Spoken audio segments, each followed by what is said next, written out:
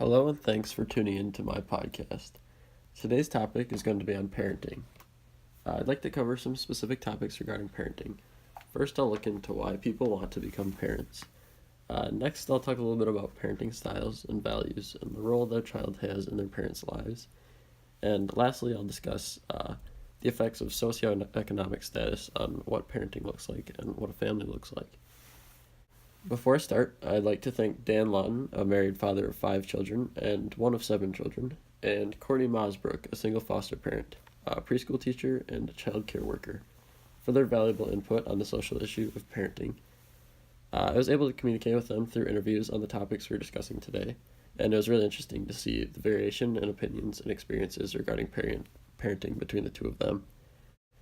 So I will synthesize what I learned from them as well as my own experiences as a child and young adult. This will be an examination, if you will, of parenting with an outline of topics I'm looking to cover and incorporation of ideas I pulled from these interviews.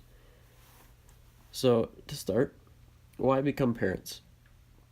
So Dan told me once he had been married for a few years, he and his wife always knew they wanted to have children, and really it's just based on time. So eventually they had been dog sitting, babysitting, taking care of other people's kids, and they realized it was just time that they were ready to have kids, and they were ready to take on that new responsibility. Didn't really know what it was all about, but they were ready for it. Courtney, on the other hand, she's a single foster mother, and so she decided in the last few years that she eventually wants to adopt and start a family, and she prefers to work within our area of Dane County, where there's a need. And so she got into fostering because she wanted to help kids in the area, and eventually start her own family. So right after that, both advised me, without even being asked, to not become a parent anytime soon, before I was ready. So naturally I asked them, how do you know when somebody is ready? And just told me repeatedly, it's hard work. I don't know how else to put it. Then we talked a bit about his own life and how it shifted as he grew older and transitioned from the role of a child to a parent. And he said that there's an obvious shift in his focus from his own self-interest to making sacrifices and taking on greater responsibility as a father. So I came to realize that that's sort of what he meant by hard work. It's more about his kids and less about him. My next question for them was, what do you think is the purpose of being a parent? Dan told me, well, it's not really for myself. He said he doesn't think of it as being a parent, like that was not his focus. It was more, his focus was to have a child, to bring a child into the world, give them a chance to fulfill themselves, and to have their own experiences, and he can do that through being a parent.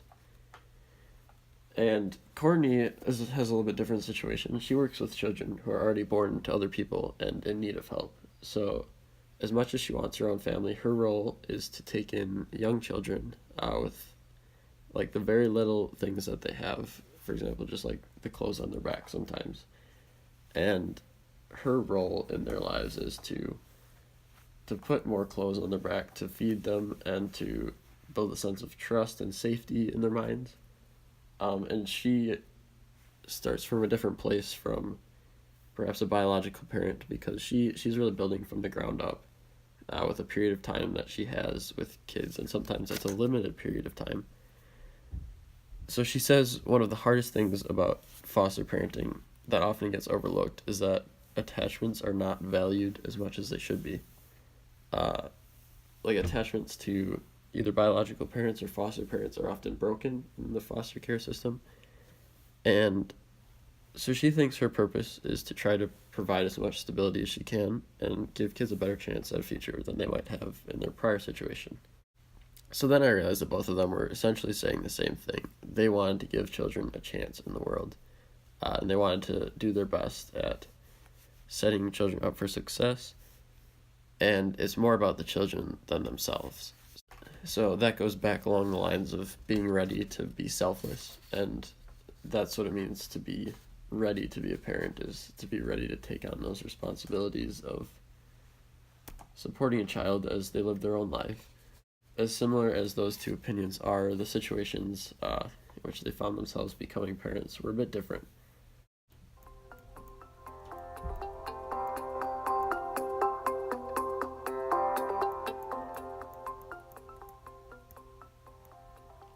So next, I talked to each of my guests about their parenting styles. I started by asking them what they valued most as a parent.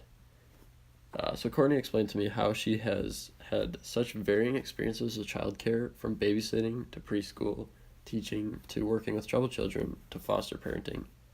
She said that across all of those situations, she's learned to try to remain flexible and an adaptable caretaker. She's learned that very quickly that parenting is not necessarily one size fits all.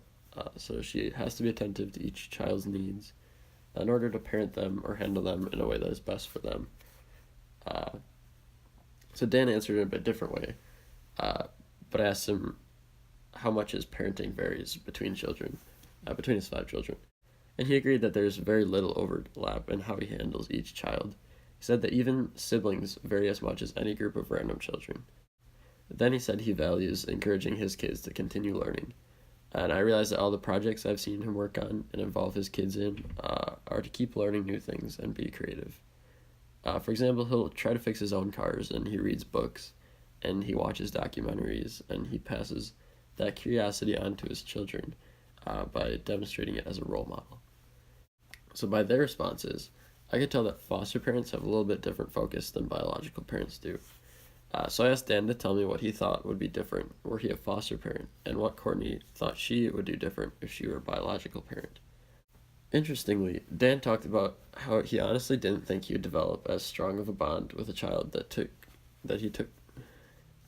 Interestingly, Dan talked about how he honestly didn't think he would develop as strong of a bond with a child that he took custody of at an older age compared to a child he's had since birth.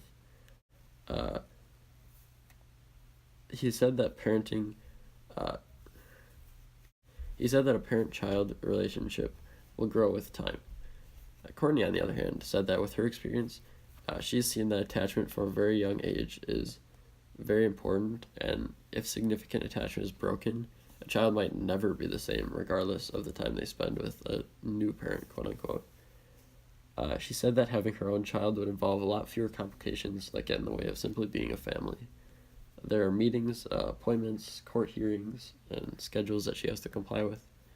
She'd be able to make more of her own decisions as a parent and not have to worry about her toddlers suffering from the trauma of broken attachments that come naturally within the foster care system. One point she wanted to make regarding children in foster care, and just children in general, is that they're very intuitive and they can always read into the minds of adults, the way that adults are talking, and more so than adults realize when they're talking around kids. My next question was how much each parent thought they influenced the traits of their children. Courtney said that even intrinsically motivated children will do a lot of things looking for praise, and if they do not get it, they might change the way they act. So parents can actively encourage certain things in their children. Parents can also make their children resentful to a degree, but she did say that traits like temperament are innate. Dan said that he believes that most traits come from nature, not nurture. Both Dan and Courtney said they lean towards strict parenting and logical discipline. For example, making kids clean up if they make a mess, or taking away a car from a kid who's out too late. Both parents would say that each situation is unique, though, and should be dealt with individually.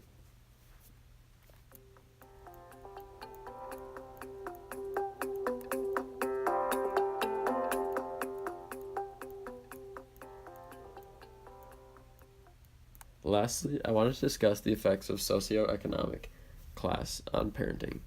Does having money make things easier? How does having money affect what a family might look like? So Courtney, who works with and fosters children from various and often troubled backgrounds, says that money has very little effect on parenting compared to the choices that parents make. A very rich parent can neglect their child more than a struggling parent, and a struggling parent could make more of an effort to be with their kids, in addition to working, than a rich parent who barely has to work at all. So it all depends on the parent's priorities. Dan was sort of on the same page, but he thought that below a certain threshold of income, a parent might have to prioritize making ends meet over spending time with their kids. But above that threshold, it doesn't matter how much money you make. only the way you choose to treat your kids.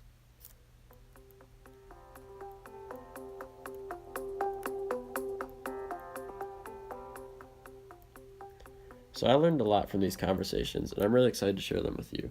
As a young adult, I'm aware that someday my life will be a lot less about my own interest and comfort than it is now, and it'll be important to make sacrifices for loved ones. Another thing I learned that I wasn't as aware of before is that good parents value their kids' input a lot more than we realize. The way we act dictates the way they parent. The way we are does not entirely depend on them, and they realize that. Between permissive, authoritative, and authoritarian parenting styles, I think it's best to meet in the middle.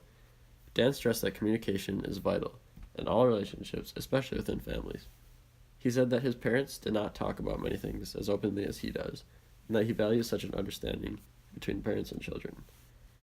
So I'd like to thank you for tuning into this podcast. I hope you learned a bit about parenting today. Especially for young adults, I encourage you to start thinking about how your life will change if you choose to have kids in the future.